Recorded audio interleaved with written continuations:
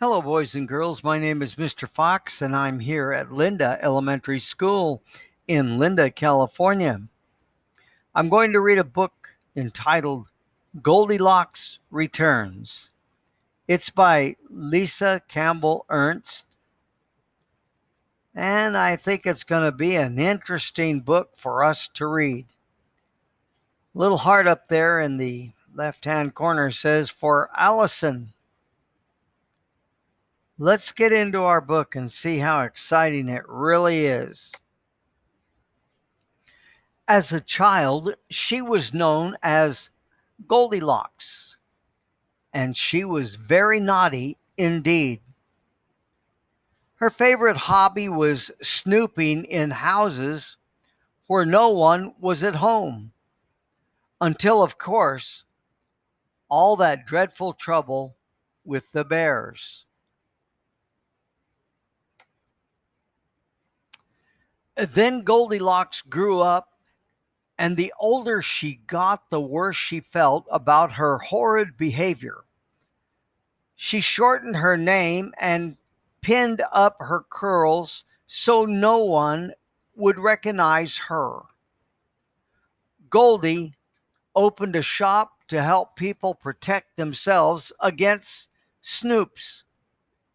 But no matter how she tried to leave her life of crime behind, it haunted her day and night. Goldie had nightmares about bears. She cried at the mere sight of a teddy bear. Her customers even began to look like bears. "I can't take it any longer," she sobbed at last. "It's time I set things right."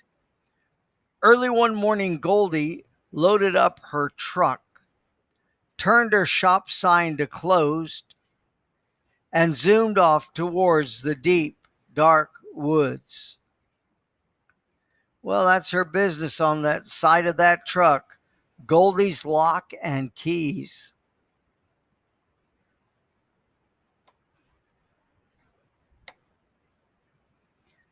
At that very moment, the three bears, whom she had scared out of their wits years before, were sitting down to breakfast.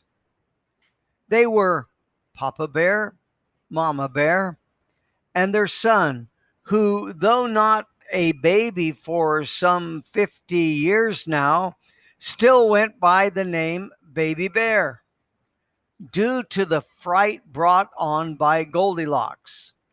He still had a wee little voice. Their breakfast, as usual, was porridge, and as it had been every day since any of them could remember, it was much too hot to eat. "Grab your hats," Papa Bear sighed, and the three unsuspecting bears left for their daily walk.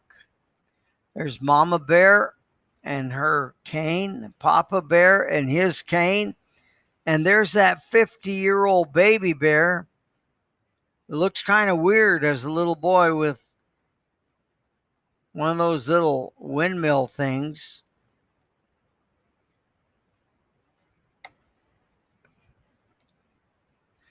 No sooner had the bears left than Goldie screeched to a stop in front of their cozy cottage. "It hasn't changed a bit," she gasped. Strapping her tool belt on, Goldie walked to the door and knocked. A smile crept across her face as she realized the bears again were not at home. Goldie walked right in.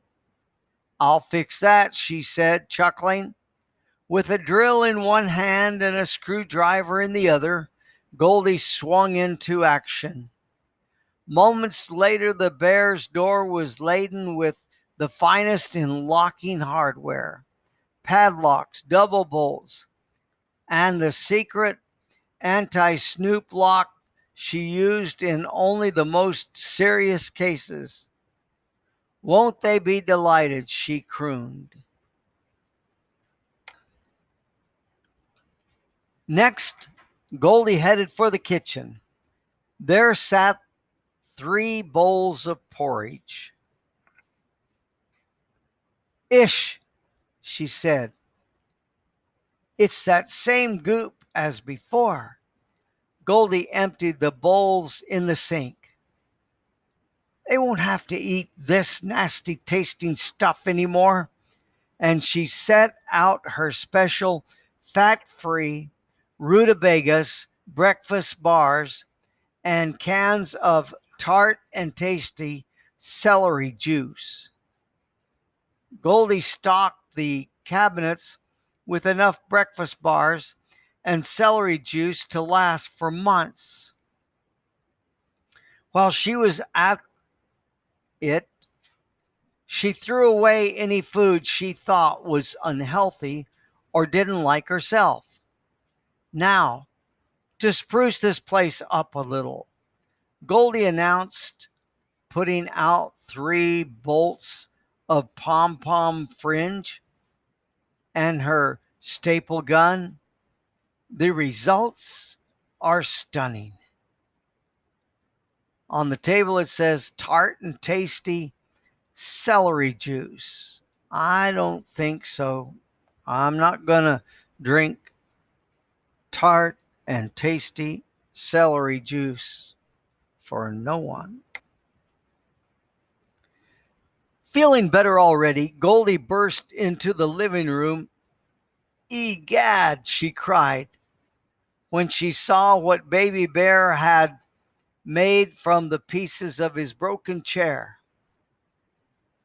Nothing a little hot glue can't fix. She whipped out her glue gun, and in no time the rocking horse was a chair again. Good as new, Goldie said. No better. Now to fix those other ghastly chairs.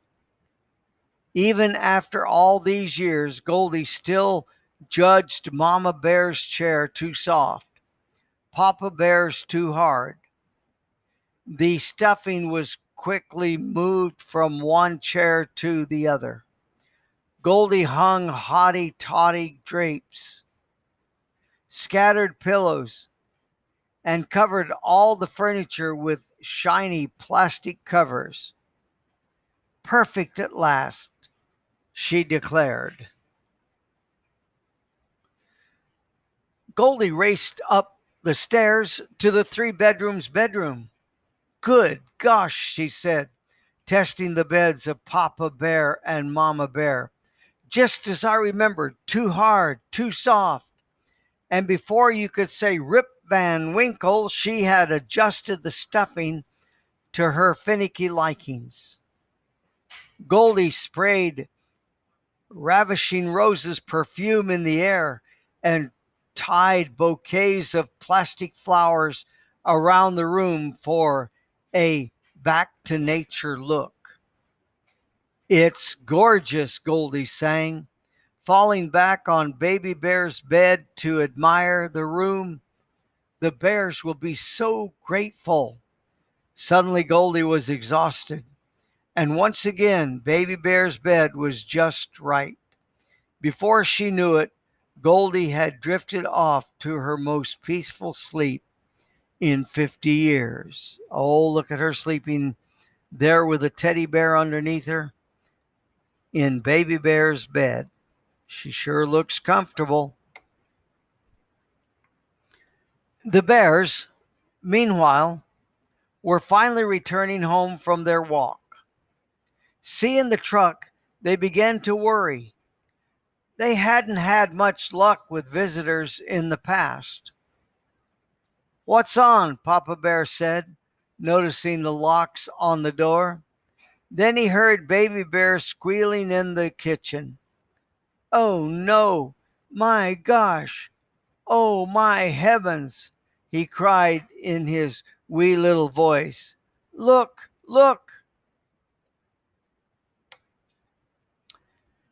With jaws dropping and eyes popping, the 2 older bears did just that.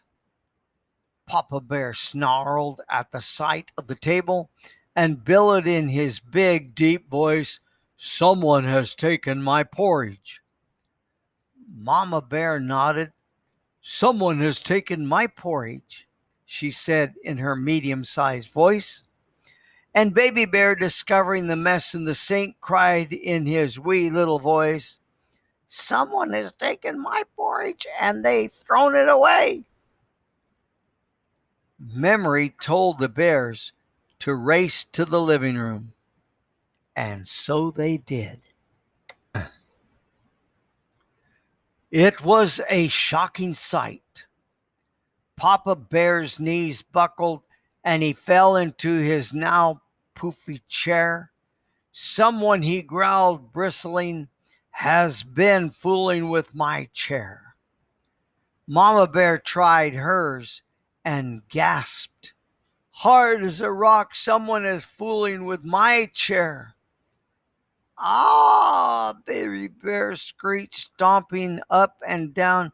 "Someone has been fooling with my chair, and they put it back together." All three bears ran helter-skelter up the stairs.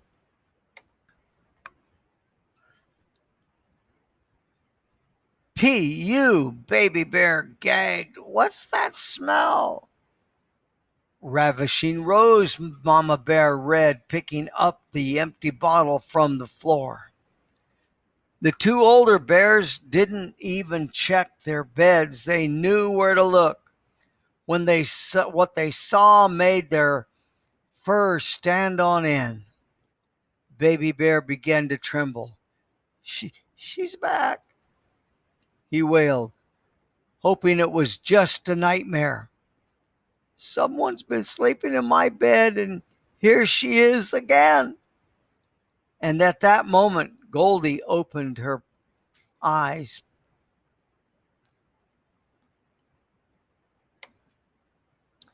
"You're home," Goldie shouted, crushing each bear with a hug and kisses their furry cheeks. The shocked bears opened their mouths to protest, but Goldie raced on. "Now don't thank me. I know you're terribly grateful. But after all, I was the one who caused the trouble to begin with. Of course, I've more than made up for that." Goldie gleefully danced through the house, pointing out her deeds. "Naturally, I fixed that silly little chair," she said, "and got rid of that nasty porridge. The rutabaga breakfast bars are fat-free, so you might even be able to lose that extra weight there." She chuckled, tapping Papa's Bear's on his stomach. A growl began to grow in Papa Bear's throat, but before he could get it out, Goldie tossed him the keys to her fancy locks, hugged them all again, climbed into her truck, and was off. "Wait, come back," yelled the bears, but it did no good. As her truck rounded a curve in the road, the bears saw a flash of gold. Goldie smiling, unpinning her curls, and shook them out in the breeze. The dazed bears slowly turned back to their cottage. They moved awkwardly about their fancy schmancy house. They couldn't eat, they couldn't get comfortable in their chairs, and so they went to bed. No one slept a wink. The next morning, the three exhausted bears sat at the kitchen table, miserably starting and staring at their rutabagas breakfast bars and celery juice. "Maybe we should go for a walk," Mama Bear suggested, and they all ran for their hats. The three bears set off through the woods, relieved to be out of their house. But just then, Baby Bear spied something through the trees. It was a very mischievous looking little girl. skipping along the path that led straight to their cottage. Oh no, he panicked. Not this again. We didn't lock the doors. Quick, stop her. She might eat our food. She might mess up the fancy things. She might break my chair. The bears began to run after the girl, but then they suddenly stopped. Eat the food, asked Mama Bear. Mess up the fancy things, asked Papa Bear. Break my chair, repeated Baby Bear. Very slowly, they all smiled. And then, turning around, the bears happily continued on their walk. I'm Mr. Fox, and I'm here at Linda Elementary School in Linda, California.